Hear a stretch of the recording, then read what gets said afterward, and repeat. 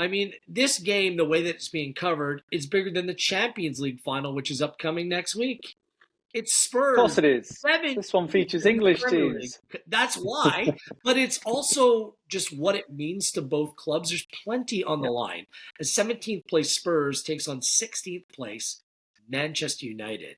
Ange Postecoglou has been losing his mind going into this game.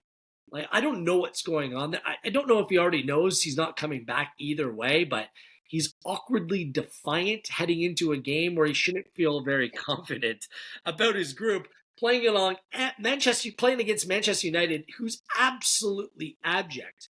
They can't beat Spurs. They can't beat anyone, Jake. Yet they found their way to the final. What do you make of the markets here? Is there a play to be made in this game where I'm going to brand it? It could be so bad it's good. El Crapio. I think this is. I think the market's wrong.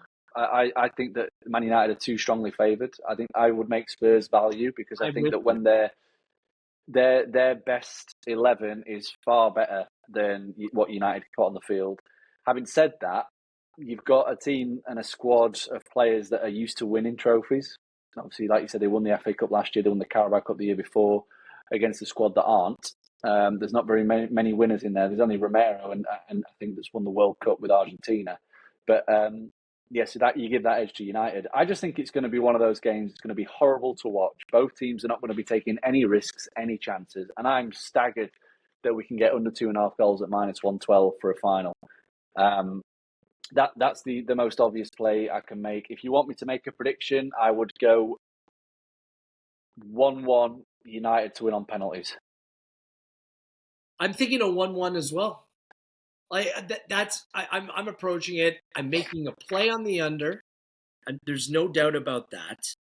I kind of feel like it could be 1-1. If you want to bet on that exact result, I'm just trying to bring up what that exact result is on Pinnacle, because neither team, I'm convinced, are good enough to keep a clean sheet, but neither team, I'm convinced, can score enough goals to go and win this outright. So I think extra time could back in. My favorite play is the under 2.5. I'm not sure what else you have here. Both teams to score can play at +110. I'm just trying to find the total goals.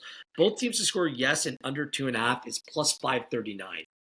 So that's essentially a 1-1. Yeah, it's a nice way to go. So that could be a way to go. I think it does. I think we're it does depend who gets the first goal. There's Spurs have owned Manchester United in recent times that they've played, but oftentimes Kulusevski and Maddison have just been a complete pain and have run the show every time they've played. United have changed the way they play in central midfield. They're a little bit more safe with Casemiro dropping a little bit deeper. And the way Spurs defend or attack right now, I should say, I really like the way that Solanke's playing, but where's he getting the service from? It's just not quite there with those two players out of the team. I think the Spurs are better at center back. They're better at goalkeeper. I do like some elements of their team, but as a collective, they look like they're stuck in the mud. That's why I think under is the best way to go about approaching this game, to be honest. So, yeah, I'm in agreement.